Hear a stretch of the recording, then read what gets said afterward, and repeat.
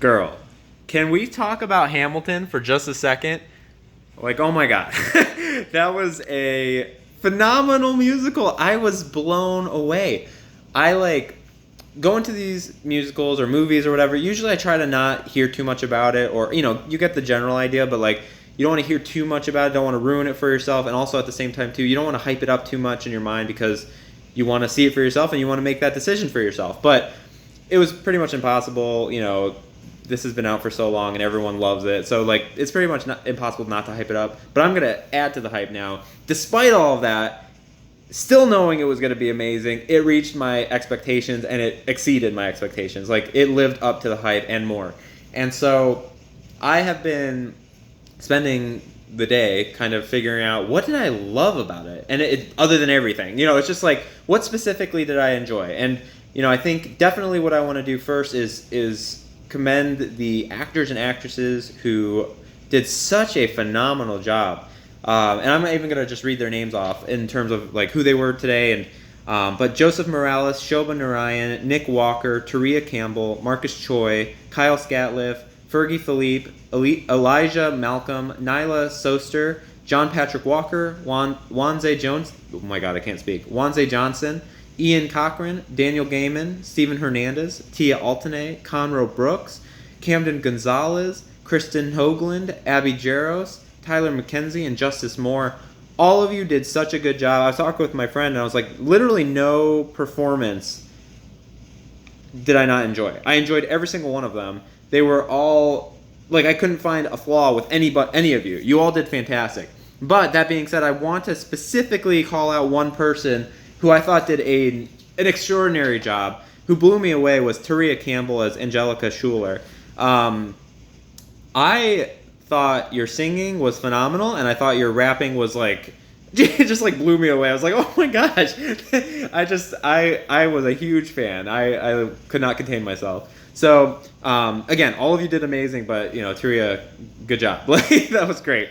So, other than that, the lighting was fantastic. The stage was fantastic. Like the audience was really, really into it too, and really great. And it was just such a good energy and good atmosphere. And on top of that, though, some key takeaway themes, I guess, from the show. Hamilton, obviously being a historical play, still having relevant things to today. And, we're not going to talk about the politics right now. Trust me, we'll get to that. But we'll talk about some of the themes that I thought were really interesting and appropriately timed for the series that I've been writing. This Note to Self series. And so one of the themes that I wanted to touch on was finding a balance between doing the best and the most and spending all of your time on something, and then finding that balance with being true to yourself and being, having that time to develop yourself and love those around you and develop those relationships. And so one thing, I thought obviously that was portrayed well with Hamilton. He's spending countless hours, he's tirelessly working, tirelessly writing, tirelessly talking, essentially, and trying to get his ideas to everyone and trying to convince people. And, he is doing what he thinks is best. He's doing what he thinks is going to make this country great. And he wants to see this country succeed, and he wants to be a part of that. But he does it so relentlessly that you could easily say he's not taking care of his wife, he's not taking care of his child, he's not taking care of himself. And you can even see that too, where he somewhat loses himself. He's this really upstanding gentleman. People really like him. People think he's very honorable, but then kind of falls into a lapse of moral character, so to speak, when he ends up cheating. And you can kind of see how it happens. He wraps his mind around something so important that he works himself relentlessly, works himself tirelessly, to the point that he doesn't really even know who he is anymore. he's focused so much on one particular aspect of himself that he loses sight of all the rest. And that balancing, that, him trying to balance all those plates, they come tumbling down. He's focusing on one specifically that he can't do the rest. And so I think it's an interesting theme in the sense that I'm all for doing your best, and I'm all for, going that extra mile and trying to be the best that you can be and trying to be, the best this, the best that. But at the same time, too, I think something that's really important, I love that about my generation and even the generation after me, is that we really strive to find a balance. We strive to find a balance, a work-life balance, a home balance, a family balance, a friendship balance, a personal balance. We really do a good job trying to focus on that balance. Do we do a good job of getting that balance? Not sure yet. Well, time will tell. But we do a good job at least bringing it to the attention of others. Hey, balance is important. And so for Hamilton, for example, finding that balance of doing everything you can to basically jumpstart this country. he's got a big task at hand, but also finding that balance to be true to yourself and to be true to your family and to be true to your friends and to really be the best that you can be by that balance. Some people think that if I just work, 100 hours a week, 120 hours a week, and I'm just really good at my job, and that's all I'm really good at. Well, that's who I am. I'm my job. I'm the best that I can be at that, and that makes me the best. That makes me the best I can be, and that makes me happy. But if you take a step back and think about it, sure, that's great. If you can be the best at everything, that'd be amazing. But it's just not really practical. What's really practical is finding that balance of loving yourself, loving what you bring to the table, and realizing that what you bring to the table is more than just one thing, or more than just your job, or more than just your family, more than just your friends, but it's all of it combined, So any focus on one aspect of those things can kind of send the rest into turmoil. And what you have to realize, too, is which of those defines you personally, and which of those makes you more comfortable with potentially losing if you lose that balance. So, for me, obviously, very basic: work, family, friends, and myself. Juggling all of those, which one is the most important to me? And the thing is, I think as you go along with life, you'll realize the most important thing is yourself, and it's taking care of yourself and focusing on yourself so that you can have more of yourself to give to others, to give to work, to give to family, friends, and stuff like that. And I think that's really a big lesson learned, in the sense that not many people really think too much about that. If I am doing everything selflessly and giving myself in every what way direction, but not really taking time to relax and to heal and to think and to learn, I'm not really going to be the best I can be in all these other categories. If I'm not at peace with myself, if I'm not comfortable with myself, if I'm not happy with myself, if I'm not giving myself 100%, how am I going to give all these other balancing plates 100% as well?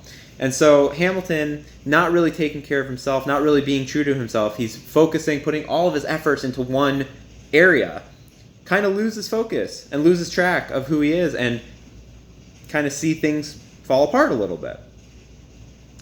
Another theme that I wanted to touch base on was the idea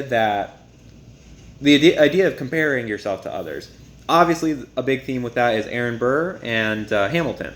And so Burr is just constantly frustrated, and I don't blame him. It happens, it's human nature. You're just constantly frustrated, constantly blaming somebody else for your problems, and saying, "Oh my God, the number one thing that has happened in all these scenarios that I've had problems with is Hamilton. Hamilton is always involved with my issues, so Hamilton must be the problem, right?" Well, not necessarily. Sure, can people get in your way? Yeah, absolutely. People can interfere with things. They can take your position that you wanted. You know, they can sabotage you. People are not, it's not just you. People do have a role to play sometimes too, and people can be malicious, so you have to be careful about that. But at the same time too, if you can learn to play nicely in the sandbox essentially, or if you can learn to respect another person and respect other people for their strengths and understand their strengths and use those strengths and boost up their strengths and also help boost up your strength, you kind of have the best of both worlds in that situation. So Burr constantly looking at Hamilton as the enemy, constantly trying to find a way to bring Hamilton down and to essentially not really, only look at him in a negative light.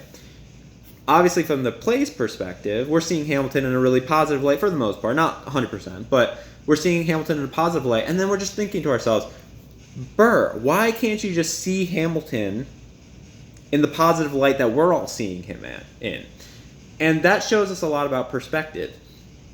People can sabotage you. People can get in your way. But in Burr's scenario, is it really Hamilton getting in Burr's way, or is Burr's view of Hamilton, is Burr's perspective on Hamilton and Burr's negative emotions toward Hamilton, A, are they getting in the way of himself, and B, are they really reflecting a little bit of an inner personal struggle that Burr's having? Does Burr like himself? Is Burr happy with himself?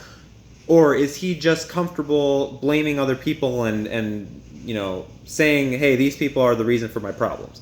So I think that's really relevant to my topics of talk and discussion, and also just relevant to today. How many times do we use other people to say they're the reason for our problems? How many times do we compare ourselves to other people? It happens all the time. I do it all the time. So at least two things I want to take away is balance is key. And don't compare yourself to other people. There's always a healthy level of doing that to get yourself motivated and to say, oh, this person did X amount of whatever. For example, for me, I always joke with my co-resident. I'm like, oh, you saw 5 patients today, and I only saw 4, so I'm going to try to get to your level. It's always, it's healthy in a joking fashion but like in a slightly serious way too. It's healthy to use that to your benefit. It's healthy to use that to kind of light that fire under your butt, to be like, oh, hey, I can do a little better. I can strive to do a little bit better. But it's also important to take care of yourself and to love yourself and to focus on yourself and to realize, yes, I'm trying to do better and I'm going to strive to do better, but I'm not going to beat myself up about it, and I'm not going to obsess over it if I can't do 1,000,000% in this category, because I also have to realize I have a bunch of other categories that I need to focus on as well. And I'm trying to be 100% in all of them, and that's not always going to be the case, and I have to be okay with that, and I have to realize essentially when to pick my battles with each category. And comparing yourself with others, again, it's healthy to an extent, but also realizing every one of us comes from a different background. Every one of us has different beliefs, different reasons, different assets, different help. Some of us were not even gonna get into the politics, but some of us are given a lot more to start, and some of us literally come from nothing, and have to realize comparisons are never going to be accurate, and they're never going to be equal. And to compare yourself to others in a healthy fashion, in a way to kind of give yourself a little bit of motivation, fantastic. But comparing yourself to others to look down on them, to portray them as bad, and to blame them for your problems or your issues, that instead, if you would just look internally or inward, you could fix them a lot easier and not lie to yourself. That's where that difference comes into play. So, again, 2 themes that I wanted to touch on. Hamilton, loved it. Playhouse Square, Cleveland. If you haven't been there, check it out. It's actually a big deal. If you don't know about it, go check out Playhouse Square. It's awesome. And again, the cast of Hamilton, thank you so much for putting on such an amazing performance, and thank you for letting me take part in that.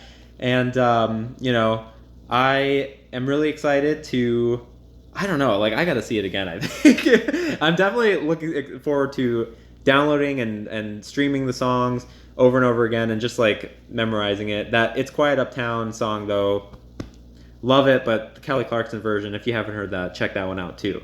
I'll make a full dedicated 1 or 10 dedicated videos to Kelly Clarkson in the future. Don't worry. But alrighty. Well, thank you for listening.